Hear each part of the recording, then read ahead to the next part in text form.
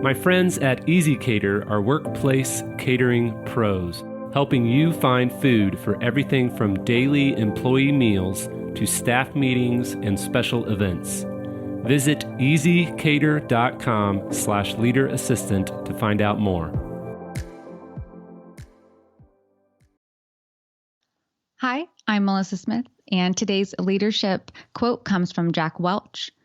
Before you are a leader, success is all about growing yourself. When you become a leader, success is all about growing others. The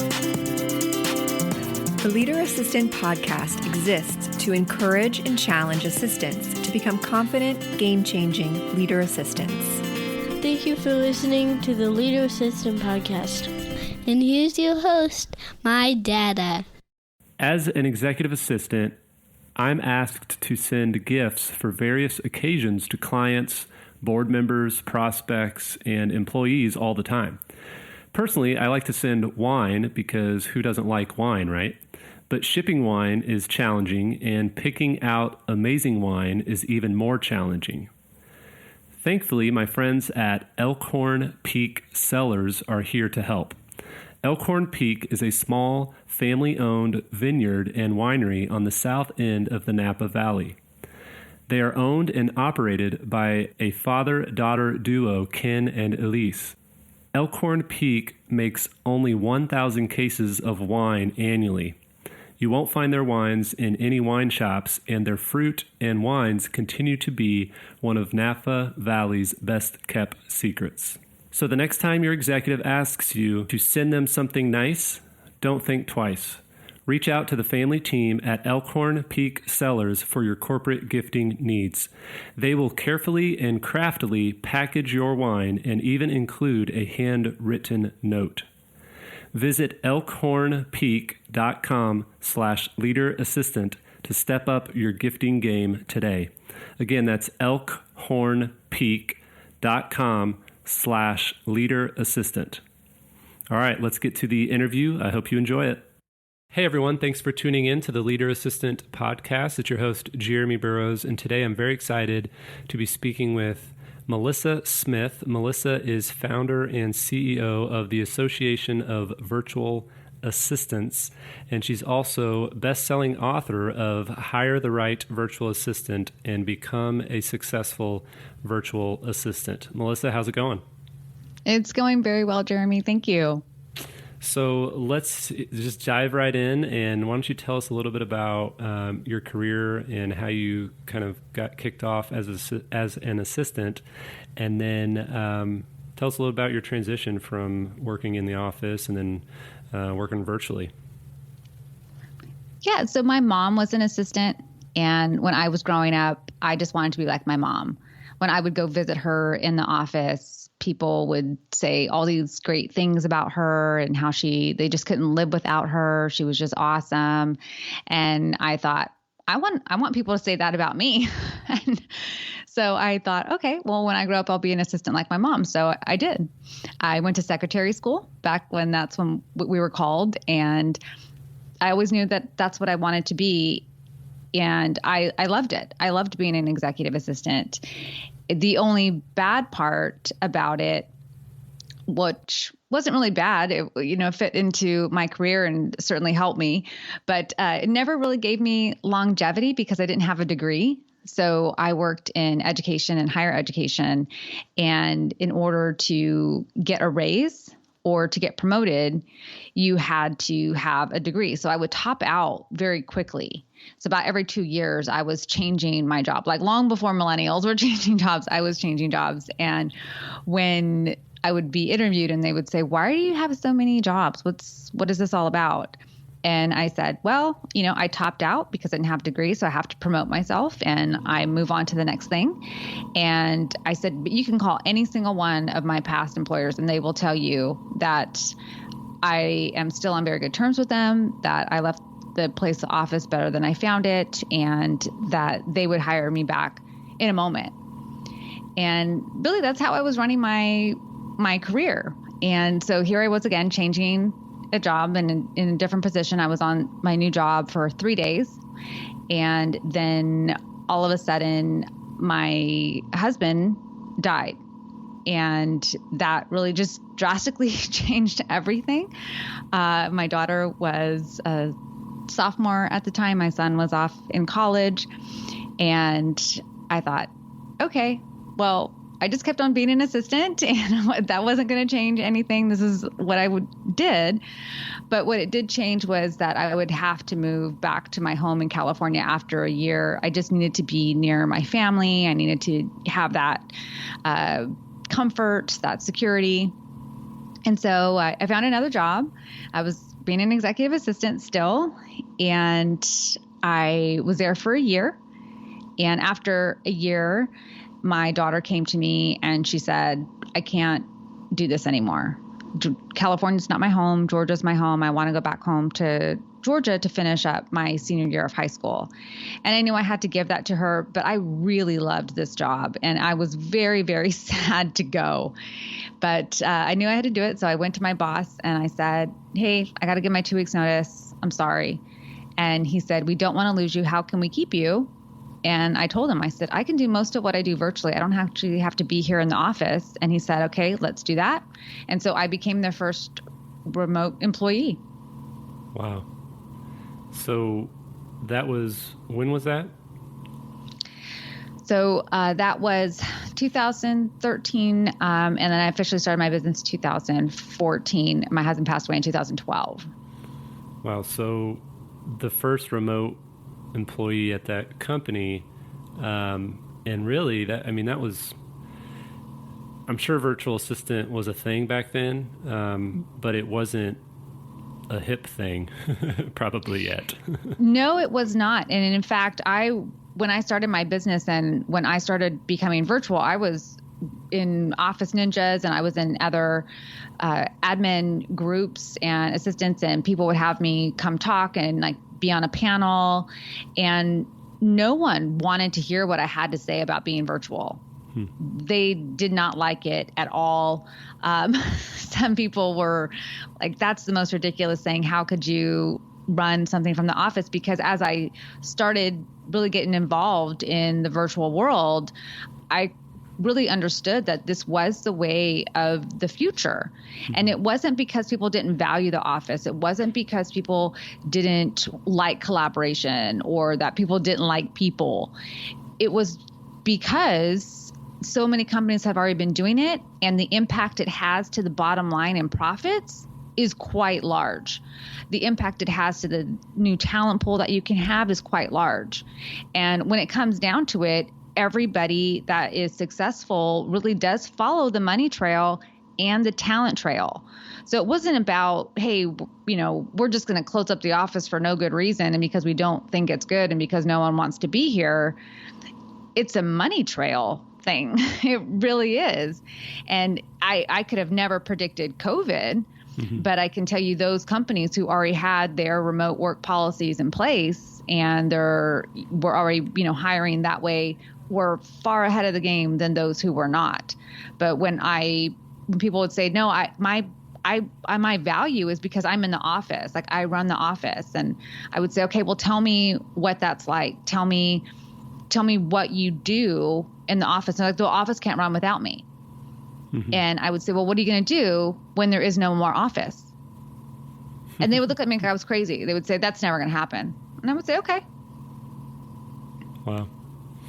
So you mentioned COVID. So the way I've seen things with this pandemic is what you said, where it's kind of the future, this remote work, the virtual work, the hybrid office is the future. Well, I've kind of seen that, and you, as you just said, you have seen it for a while as well. But what's interesting with the pandemic is it seems like it has basically brought the future to us a lot quicker than some people may have even liked. But it's not that like the world is all of a sudden changing and we're all of a sudden just going to have to be virtual and remote. I think the world was already changing that direction, and I think we were already heading that way, and this just expedited the process. It really did. And I love doing things in person. I love going and seeing places in person. It was never, my grand idea that the whole world should be virtual or remote, but I definitely saw the writing on the wall.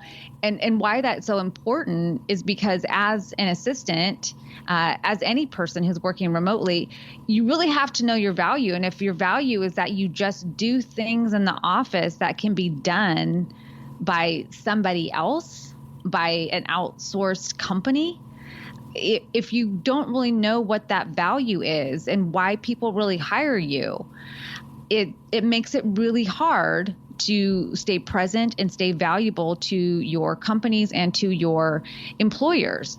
And again, I could tell someone really easily why they're valuable, right? I'm on the outside looking in. I have no skin in the game, so I can just take a look around and I can look and I can say, oh, this is why people find you valuable. But usually the most valuable things about a person, they can't see in themselves because it's so simple. It's something that they probably can't shut off if they tried. And it's the thing that they do without thinking about it. But yet when it comes down to it and it's time to, get a raise, get a promotion, look for a new job, that's exactly the thing that you have to translate. And you have to be aware of it. It doesn't matter how many times I tell someone how valuable they are, how great they are. If they're not bought into it, it doesn't matter. They have to do it. So that's why I always ask the question, because it's so important that someone knows, why is it that people hire me? What is my it factor? What does that look like? Because it's going to be different for everybody. Managing someone's calendar, managing someone's inbox, being a gatekeeper, preparing board meetings, preparing slides. I would love to think that, we're all the best at that, but those things can be easily replaced by somebody else. Yeah, I agree. So what would be one thing that you just practically believe that assistants could do for their executive and their company that could not be outsourced? Well, again, I think it goes back to what the company or the person finds valuable. We have a lot of leaders out there, a lot of executives, and they are their own worst enemy. You can't outsource an app for someone to not be their own worst enemy anymore. Someone has to get in their face and say, hey, you hired me to do XYZ. Are you going to let me do it or are you not?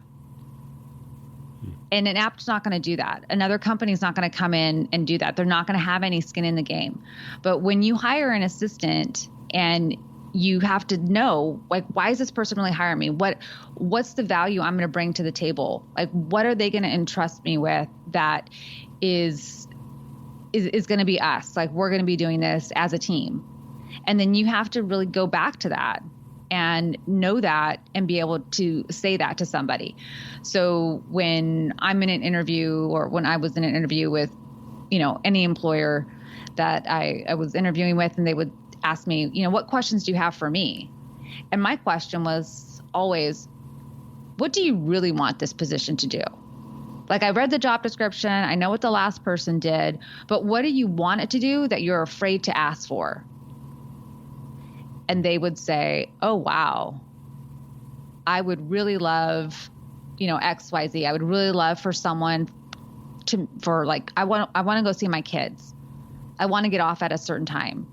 I want someone to stand up to people and say, no, you can't have this meeting. No, I'm busy. She's busy. He's busy. I want someone who's going to really take over and tell me to stop, to tell me to get off at 5, or tell me it's okay to leave.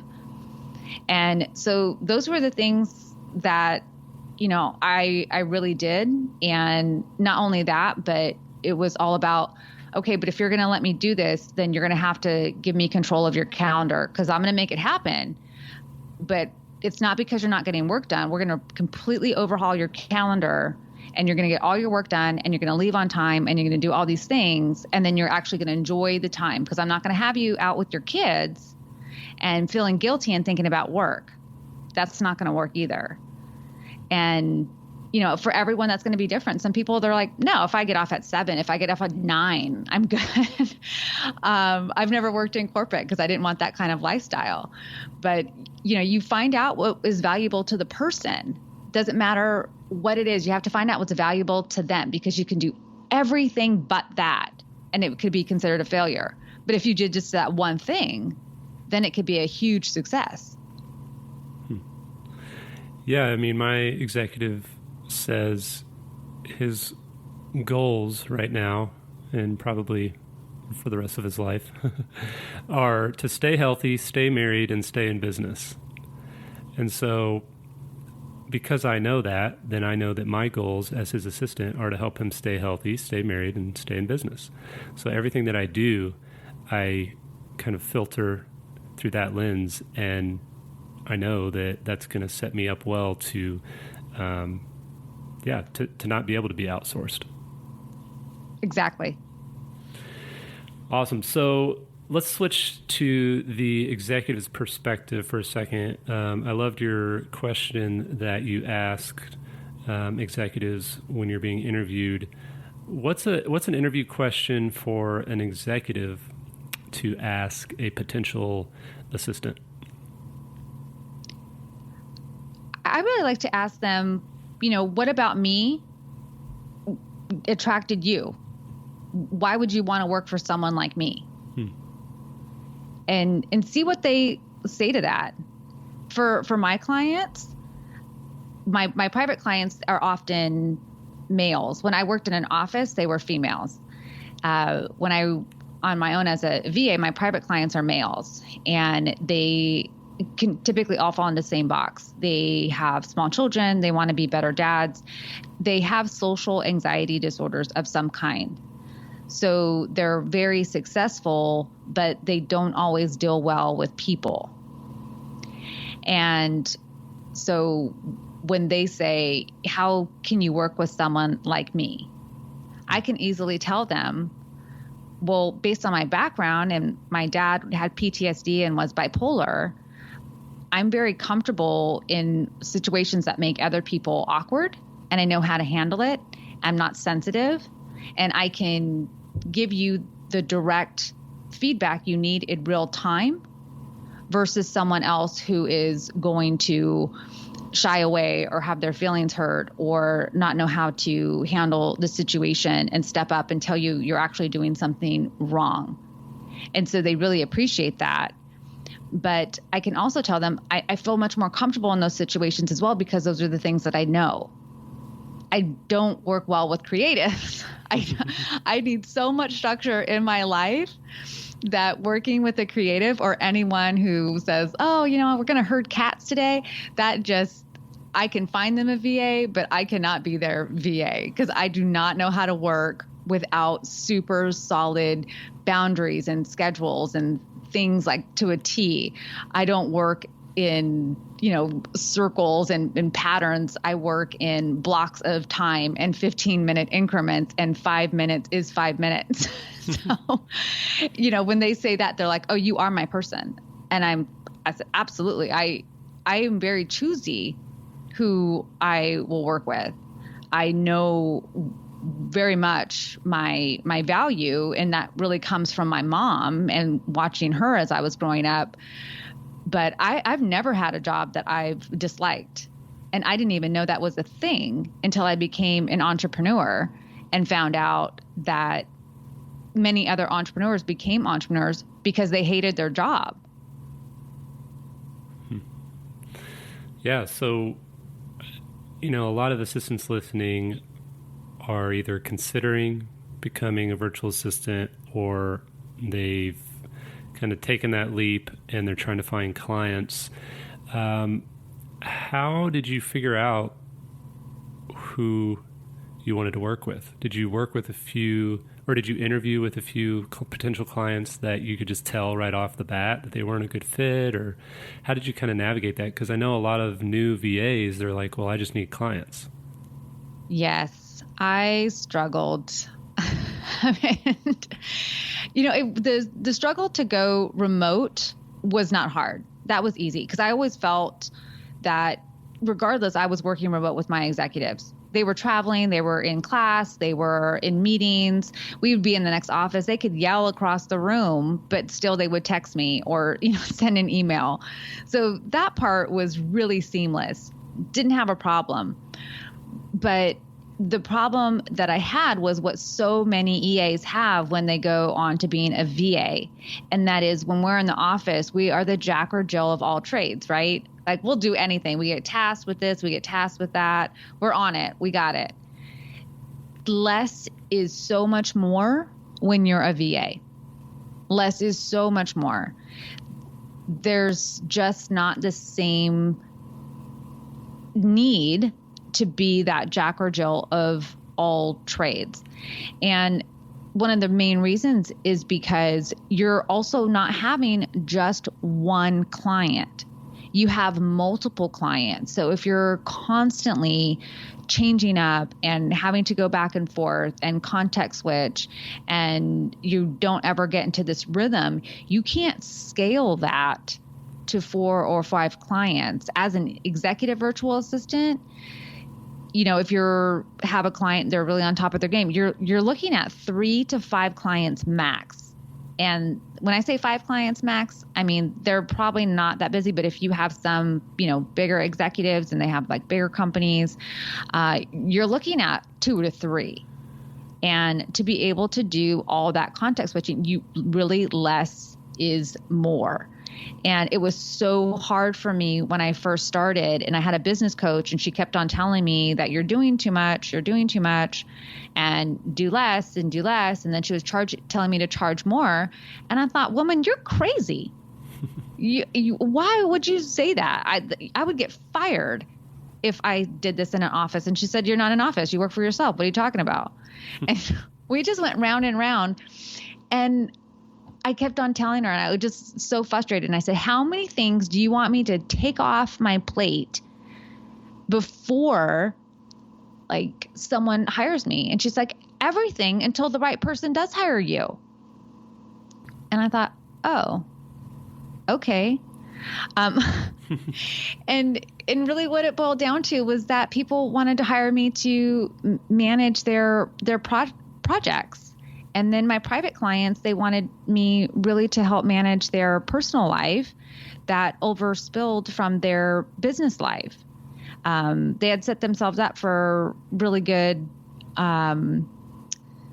team that did a lot of things. So they didn't have to manage people and they didn't have to talk to people.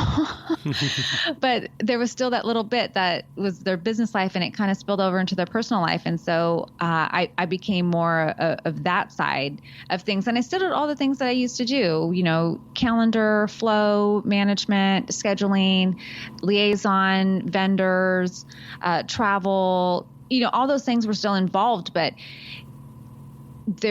if you just tell people all those things, it overwhelms them. But if I could just take a step back and, they ask you, what do you do? And I say, I manage your life. And they're like, oh, that sounds awesome.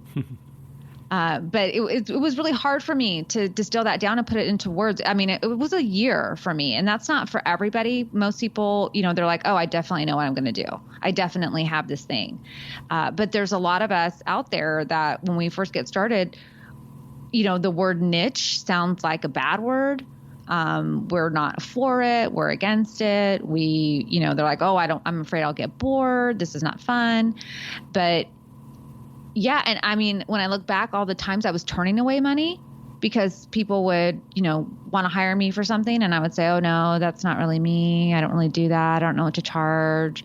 There was all these things because I didn't know what I was really valuable for.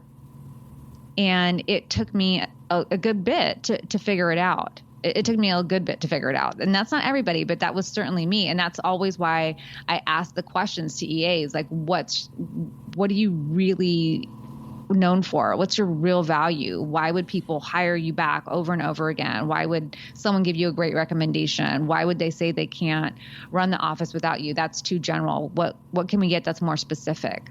And when you have those things, then you can really start deciding like what your niche is and who your clients are, because then once you know who your client is, then you know where to find them. If you don't know where they are, you don't know where to find them. Right. So, okay, so then talk about pricing for a minute. Once you figured it out and kind of like, all right, this is who I'm going to work with, did you just bump your price up and keep raising your price? Yes. So I am probably quoted on pricing more than any other topic.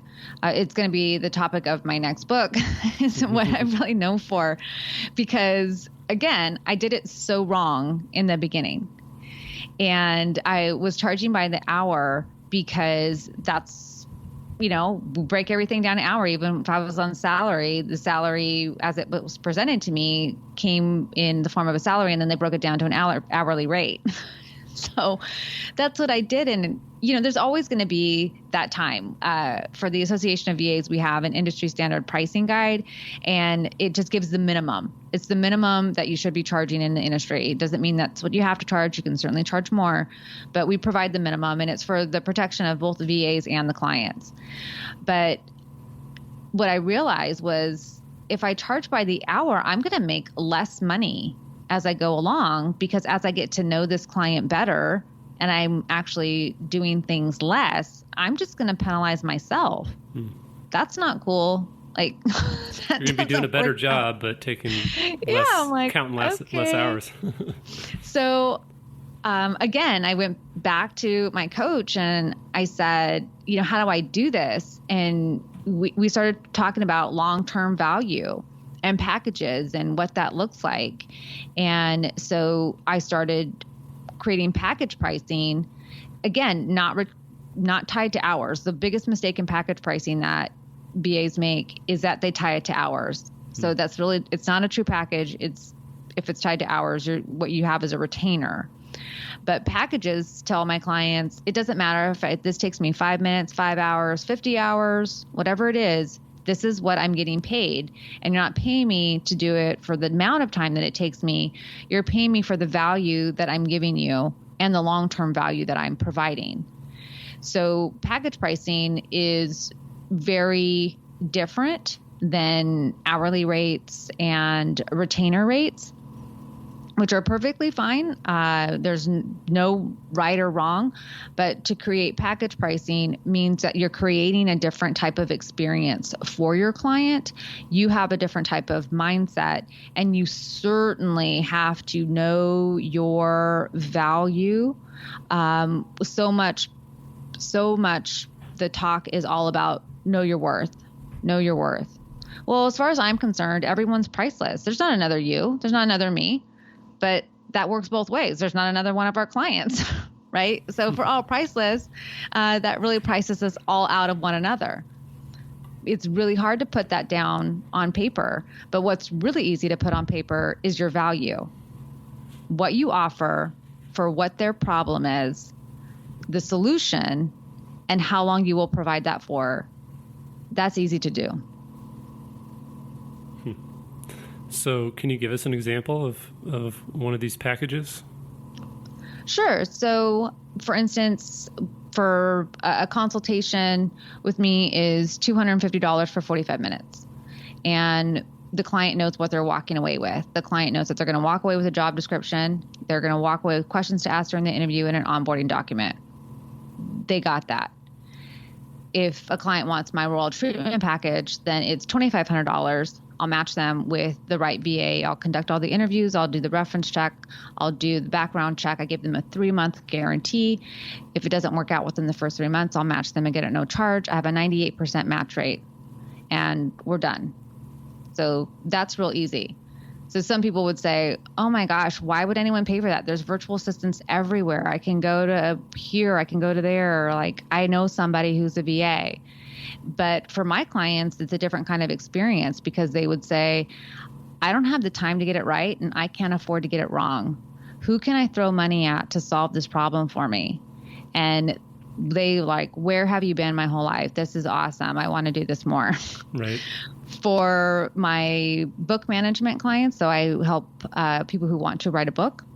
And so I manage that project, and it's really based on how well are we going to, how long are we going to take to do this? So we have 3, 4, or 5 months. I don't work with people on books for more than 5 months. We are going to crank this book out.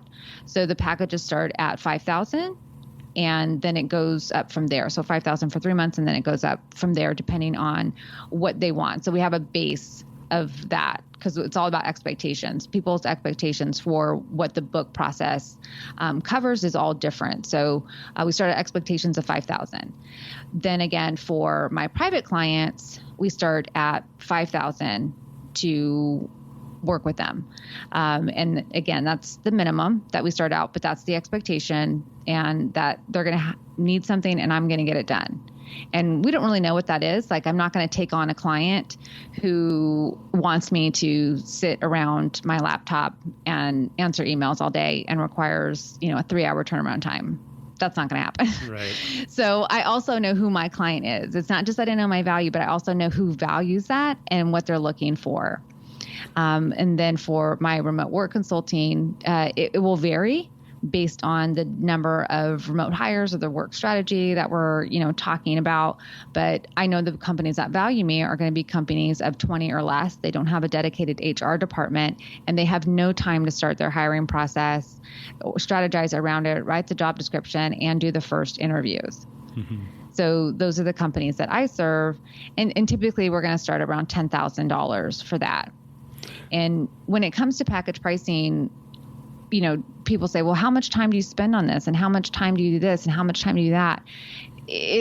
You have to know your time, of course, but you also have to know how much of the time the client is going to require of you, because you'll always get faster. We'll always figure out a way to do it. But what's the client's expectation of the time?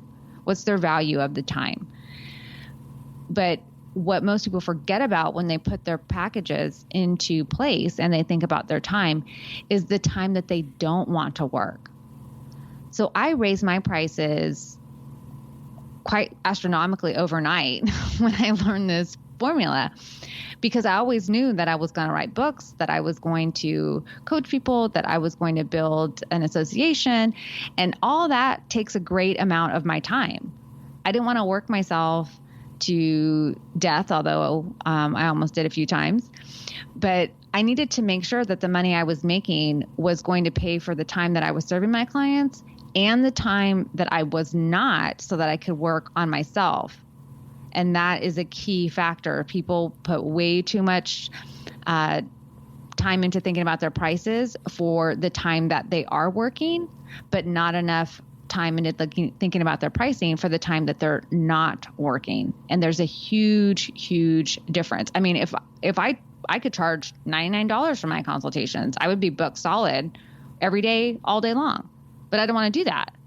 I only want to work when I want to work, and I only want to do certain things. So I need to price that accordingly in order to make sure that I only work as much as I want so that I can work on my own business the rest of the time.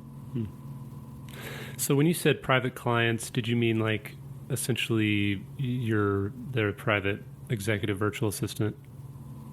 Correct. So I don't take on private clients all the time because, again, I'm building my own businesses and doing my own thing. So I take on private clients maybe 1 or 2 times a year, and they are for short term. They're not for long term. I'm usually getting them on their feet or getting them through a rough patch for about 3, maybe 4 months. And then, we'll move them on to someone who can be dedicated to them. But me being someone's client or, EA forever is not in my book because I have my own businesses that I have to take care of.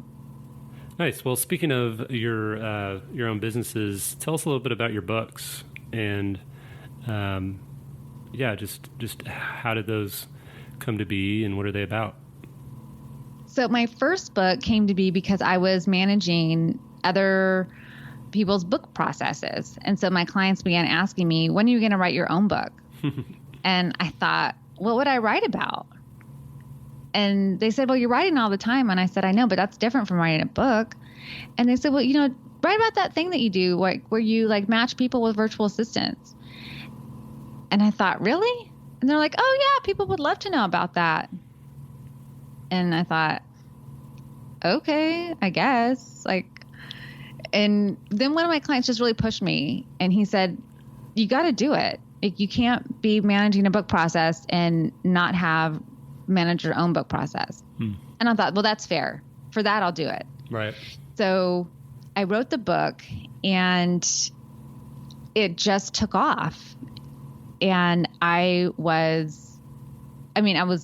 what I wanted, and I was super pleasantly surprised, but I didn't think that it was going to change my entire business structure, because I had been matching clients to VAs already, but I had been doing it for a year without charging for it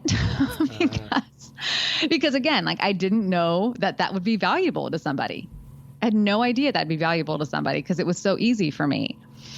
And so when I first started charging and first started doing it, the idea of writing a book about it, it was really commonplace.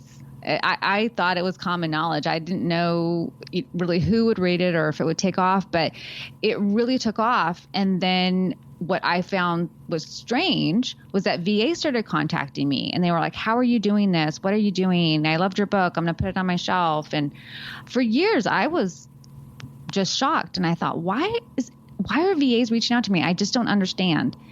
But then later I learned that the reason is because we had a shared value. No one was their voice before. No one was saying, hey, this is what it really takes to work with a virtual assistant. This is how you hire one. This is why they're so great. This is what they can do for you. This is what you can charge. This is how you build a team. Everyone was just saying before, like, hey, that's a great way to save some money. That's a great way to hire someone and only pay $10. Mm-hmm. And no one was really talking about the value, the expertise, that an assistant is a partner, that an assistant can help you strategize, that an assistant can make your life easier, that they can do all these things. They're not task takers. They are parts of your business that are critical to the mission and having you have a better life. And so having that part was really great. And that opened up another side of my business where I started consulting with VAs, because everyone that I seemed to come into contact with online, their story was much different than mine. They were like, oh, I was making 6 figures in 6 months. And I was like, oh, well, I wasn't. I was riding the struggle bus for the first 6 months for sure. So I just didn't have anything in common with them. But then when other VAs started reaching out to me and they had struggles, and I thought, oh, I did too. Here's what I did for that. And here's what I did for that. And finally, again, slow learner. But I thought, wow, I wonder if VAs would be willing to pay me for this information. And they were. So then I started consulting with VAs, and I had a summit and an online class, and I used all that information, and I wrote my second book, Become a Successful Virtual Assistant, and that released in January 2018. And that was really incredible. I still have VAs reaching out to me and saying, I'm so thankful for this book, because my goal is not to teach anyone the skills to be an assistant. If you're picking up the book and you're becoming a VA, I'm just assuming that you have them already. I think I'm a huge fan of assistants. I'm a huge fan of virtual assistants. It's why I can do what I do, because I market EAs and VAs better than they could possibly market themselves. I'm a huge fan. So my goal is saying, like, I don't need to teach you that stuff. You know how to run a calendar. You know how to do spreadsheets. You know how to do reports. You can do far better than I can in many situations. That's not how you run a business, though. Mm-hmm. So my book really concentrates on, okay, how do you run a business? Anyone could be a virtual assistant, but not everyone can run a business. And that is much different. How do you get the clients? How do you do your pricing? How do you know what to network? How do you market yourself? How do you do all those things and change from that employee mindset to that business owner entrepreneurial mindset? Those are different. And so that's really the place where I wrote my book from. And there's a lot of courses out there for VAs. There's a lot of things that they can take. There's, VAs live on YouTube videos and how-tos and taking courses. So there was never a need for me to do that. It was more about, how do you put all these things together in order to run a business and not just think of other people? Because as assistants, we're trained to take care of our clients, our executives, those that we serve. But when you're a business owner, you are your first client. And if you take all your time to take care of them and you never take care of yourself and you never take care of your own business, you won't be in business for long. Yeah. So on that note, who do you think should not be a virtual assistant? In other words, you mentioned not everybody, not every assistant is cut out to run their own business. Mm-hmm. If somebody's listening right now thinking, all right, I want to run my own business, whatever, is there something, I mean, obviously I'll link to your book in the show notes so that they can go deeper on this topic, but is there something that they can do as almost like a look in the mirror self-assessment to say, listen, am I really ready to run a business or not? I don't know that someone could say, if I'm ready or not. I went into it and I was completely naive, and that worked for me. Had I known everything I was getting into, I probably wouldn't have done it, because the lack of knowledge that I had was overwhelming when I look back on it. But I was so naive when I first started. I didn't know the difference. I'm like, yeah, let's do it. This is my chance. I'm going to go for it. I was super gung-ho. I had made up my mind. And I think anyone who hasn't made up their mind is probably not a good fit. And that's not just for virtual assistants, that's for anything. Yeah, if you haven't made up your mind to exercise or lose weight or eat right or learn a new language or to learn a new skill, like, you're not really going to get what you want out of it, right? It's not going to really pay off. You have to really make up your mind and be all in. It doesn't mean you have to go full time and quit your job or anything like that, but you have to come to a place in your mind that says, I'm going to make this work. Because no matter what you're doing in life, you're going to bump up into a problem, right? Not every day is going to be great. And you have to go back and say, I made up my mind that I was going to do this. Today may not be the best day. I might have had a setback. I might have run into a problem. I don't know how I'm going to fix it yet. I don't know how I'm going to solve it, but I know I'm going to do it. And if I hadn't made up my mind that this is what I'm going to do and I'm not turning back, I would have run back to my job over and over and over again. I mean, I would have never got my business off the ground. And I talk to VAs all the time, and they're like, I did it. I was still working at the time. I did my side hustle. I started getting more clients, and, they did all these things and made these sacrifices, and they put their mind to it, and they made it work.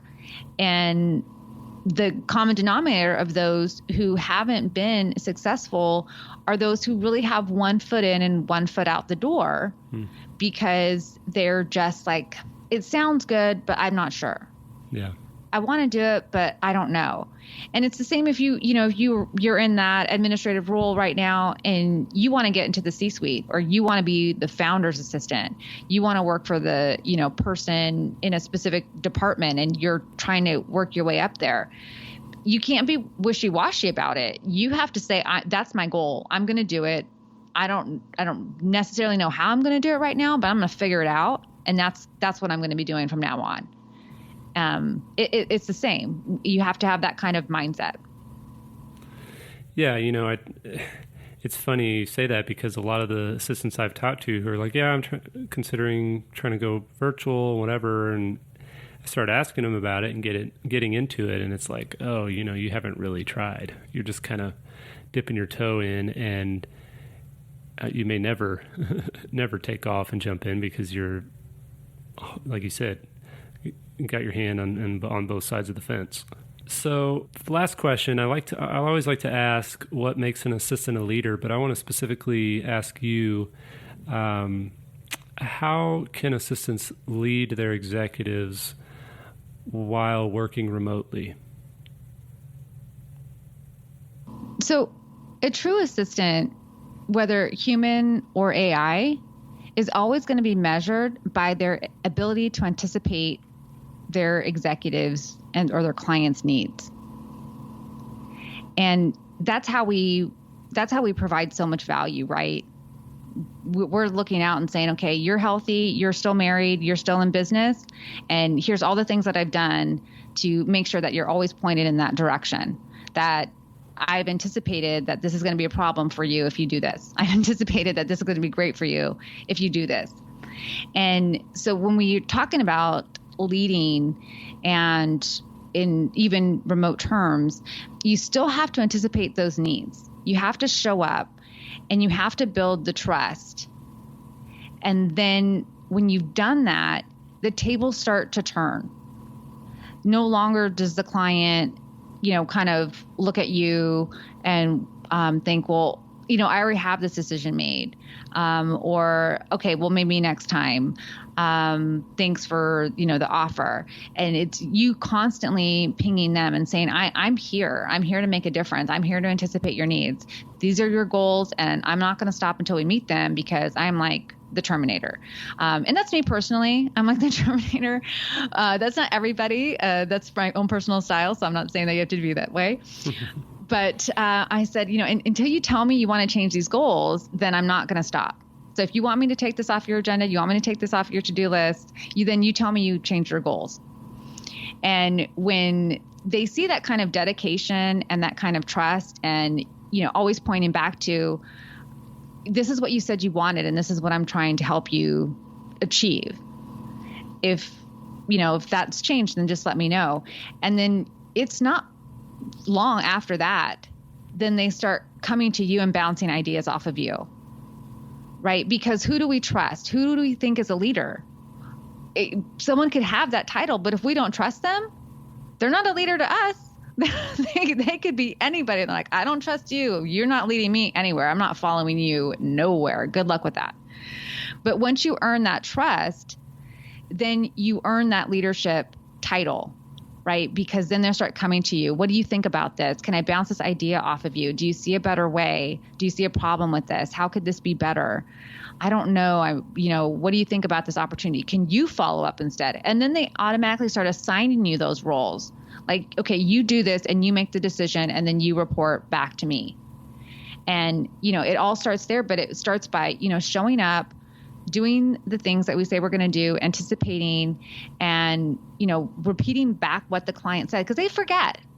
They forget all the time because they're, and it's not that they're trying to do it on purpose, but when you're a leader and you're in a leadership position and you have all these people to manage and you have all these different things that you're doing, it's easy to get sidetracked, and we're the people that keep them on track. So we also have to remind them of what their real purpose is. Are they busy, or are they being purposeful? Are they being productive, or are they just passing time? And when we can do all those things and they're like, this person has my back, I trust this person so much, there's no greater way for them to pay you back than asking your opinion and treating you as their partner and trusting you to lead with them and beside them. Mic drop. There's the mic drop right there. Great end of the conversation. So why don't you tell us where we can find you online and how we can support what you're up to? Obviously, I'll share all the links in the show notes, but maybe tell us quickly about the Association of Virtual Assistants as well for those interested. Sure. So I'm at thepva.com. You can find me on LinkedIn, Melissa Smith, the PVA. I live there, so you can really find me there all the time. The Association of Virtual Assistants is where I spend a majority of my time with my members. We have a members-only Slack community, but you can certainly email me there. And the Association of Virtual Assistants is really designed to bring together like-minded individuals who want to be valued as a virtual assistant. There's so many out there that said, people just don't value what I'm doing. They don't know my worth. They don't take what I do seriously. And I'm a professional. And just like you were maybe in the office, and just like, I was when I was in the office, you want that kind of association, that structure, those guidelines, that community where you can have a network and exchange resources and thoughts and ideas and become a better business owner, become a better VA. That's what the association is all about. We're all about training, industry standards. We have a VA State of the Industry report, where you can see what's going on in the industry, where the gaps are, where the trends are. And it's all about providing you the education and the platform and the resources to have the freedom and flexibility that comes with being a VA, which is the number one reason why people become virtual assistants. And so we're here to support that and value you in that, no matter what type of VA business you choose to run. That's great. Well, again, I'll share the show notes or the links in the show notes. And Melissa, thank you so much for just sharing your story and telling us a little bit about what you're up to and some great tips and great wisdom. And thanks again. Thank you, Jeremy. It was great. Thanks for all you do for assistants.